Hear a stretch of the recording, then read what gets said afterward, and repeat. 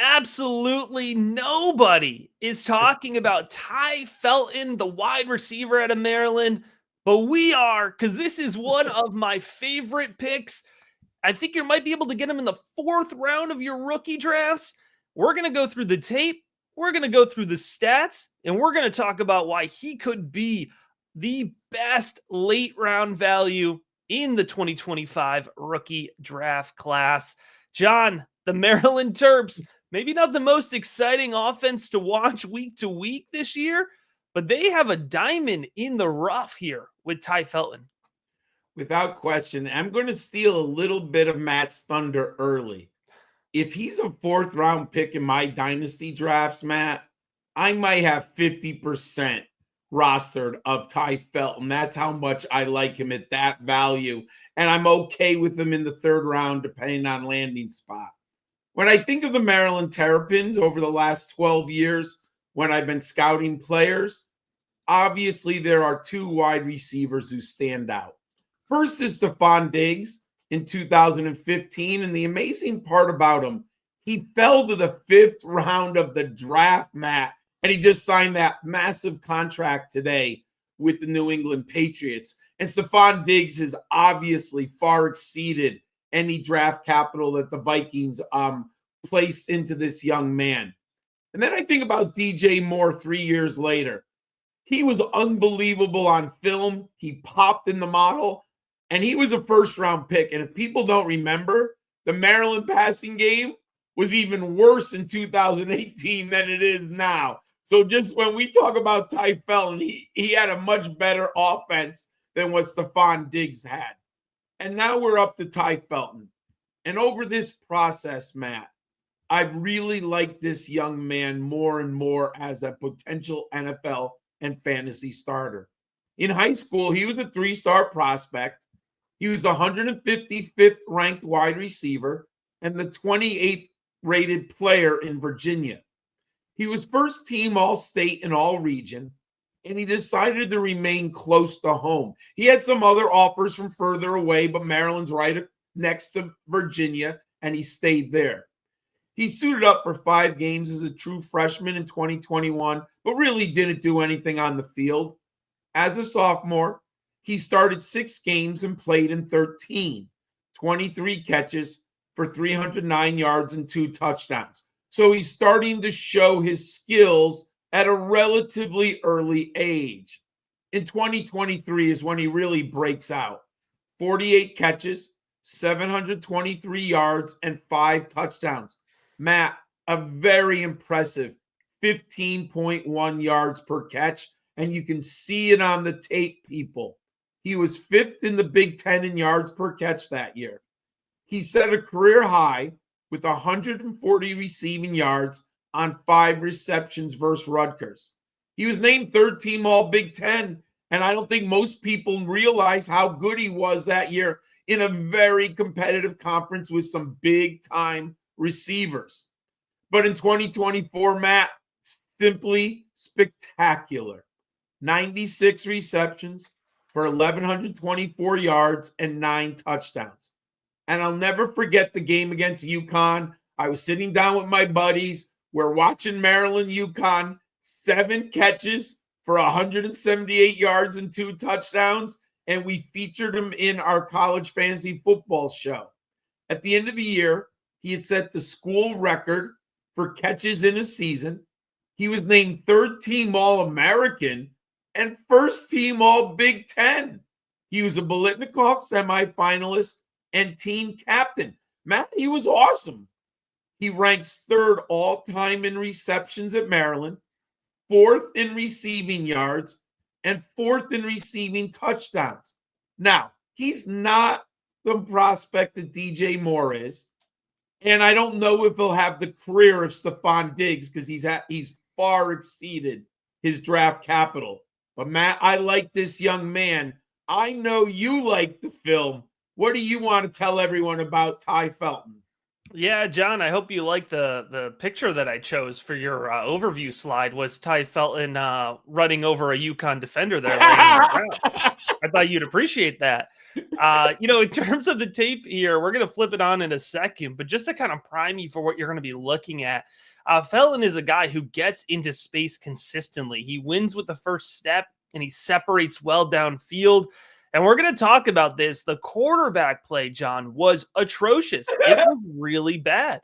And there's even, we're going to point out some examples in his tape of when he wins and the quarterback fails him. And that, is really lowering his overall stats. I think he could be popping out in a lot more analytical models if he had better quarterback play. But he does have good hands. He does win in space, and he's got good speed in short area burst. So let's go ahead. Let's get into Tai Felton's tape here.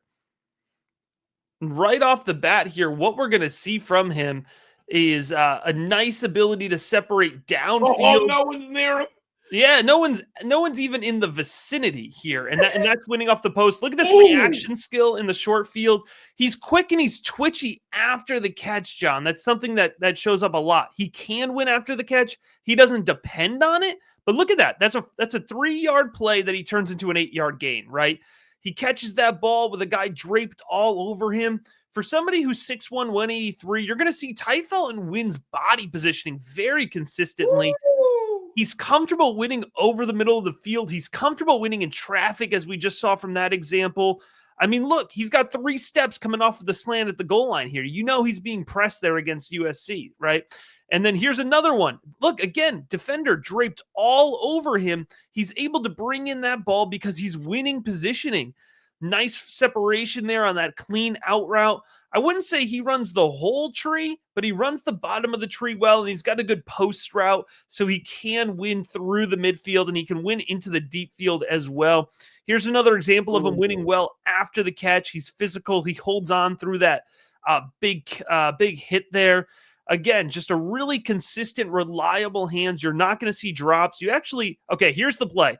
Look at this. Wide open, and his quarterback just absolutely fails him. And I wanted to finish on that to see, if you go back and look at that play there with Tai Felton, I mean, he is 5-6 yards at least wide open, and the quarterback underthrows him by about 10 yards. And that's just one example of what you can see over and over again when you're watching Tai Felton's tape. And he actually ended up drawing DPI there on that play, out of a little bit of luck here by that poor defending. And you'll see he actually draws an impressive amount of DPI for somebody who's only 183 pounds. That's something you usually expect from a wide receiver who's, 6'2", 220, something along those lines. But Felton finds a way to win in a lot of different ways, and that's something that translates well to the next level and translates well for fantasy football production. But John, there is absolutely nothing that translates better for fantasy football production than joining us over on patreon.com/rookiebigboard. If you head on over there, you can get access to our rookie rankings, dynasty rankings, Devy rankings. You could get access to the 80-plus rookie profiles. But hey, John, even better, by the time you're watching this video, the 2025 Rookie Guide, Volume 1 is out. It's over 100 pages of info. All right, if you've been watching every single one of these rookie profiles, that's 28 awesome in-depth looks at this class. I've got a whole lot more for you in the Rookie Guide, personalized advice in the Rookie Big Board Discord, so much good stuff over at patreon.com/rookiebigboard for just $5 a month. Whether you're watching or whether you're listening, the link to join will be in the episode description. I encourage you folks, now is the time to head on over there, get ahead of your league mates, and support the show.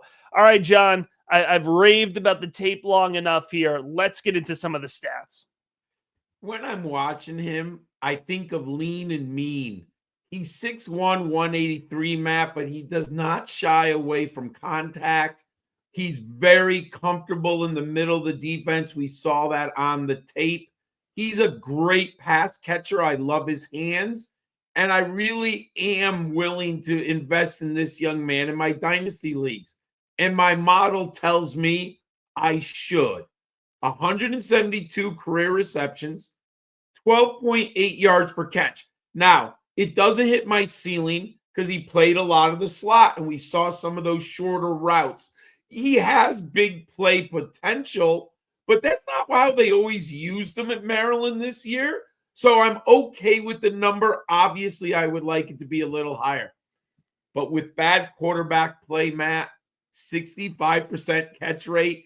I don't remember watching a drop. I mean, I've watched 38 receivers this year. I never once thought he had bad hands or put the ball on the ground, and he didn't have great quarterback play. Team dominator in the Big Ten, 34%. And if you didn't watch Maryland, he was literally their entire offense in the passing game, Matt. Like, it was Tai Felton. I really like the film. I love the model. And I know you like him, Matt, but can we convince fantasy football owners to like him? What do you say?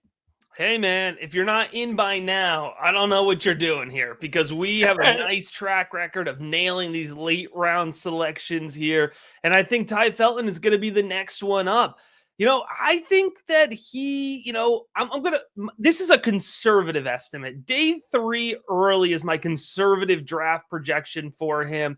I'm just saying, don't be surprised if he goes day 2. I think he is day 2 talent. Now, there's a lot of good wide receivers. I think it's going to come down to fit there. And when teams are looking at wide receivers in that 50 to 102 range, and if Tai Felton goes day 3, I won't be upset at all, because that's going to keep his ADP probably in the 4th round. That's how we started off this episode. That's how we get Tai Felton in the 4th round. If he goes day 2, you could probably jump up his Superflex ADP projection to the early 3rd round instead. But I think he's going to be a weekly starter. That's the tier I put him in. And for me, John, that means, in that wide receiver 25 to 30 type range. I really think Tai Felton can come in, make an immediate impact on an offense, somewhere between 75 and 85 targets as a rookie. Do I think he's going to be a touchdown machine? No, probably not. But 70+% catch rate, 4 touchdowns a season. I think in the way that he's going to contribute to your fantasy football lineup, my comparison here is Jakobi Meyers. And I know you're hearing Jakobi Meyers. That doesn't sound that exciting. Why are you getting so fired up about Jakobi Meyers? Go look at what Jakobi Meyers did last season, folks. Like, this is what we're talking about. It doesn't have to be the flashiest type guys. It doesn't have to be your ex receiver. If Tai Felton has volume, like Jakobi Meyers had volume last year, then you've got a consistent week in, week out wide receiver too. Like, that is fantastic. And at this price, if he's going 4th round, 41 to 55% exposure. I mean, you're going to have to hold me back from getting more than 55% exposure to Tai Felton, because I think he is absolutely the type of talent. He's checking the boxes that we're looking for in the late rounds of your rookie drafts. But John, nothing checks the boxes better than the Rookie Big Board, patreon.com/Rookie Big Board. Rookie rankings, check. Dynasty rankings, check. Personalized advice in the Discord, check. So much more, check, check, check, for no more than $5 a month over at patreon.com/Rookie Big Board. Draft class is going to be in session all draft season long with the FF Educator and the Gridiron Scholar. We're going to be back soon with another Rookie Profile.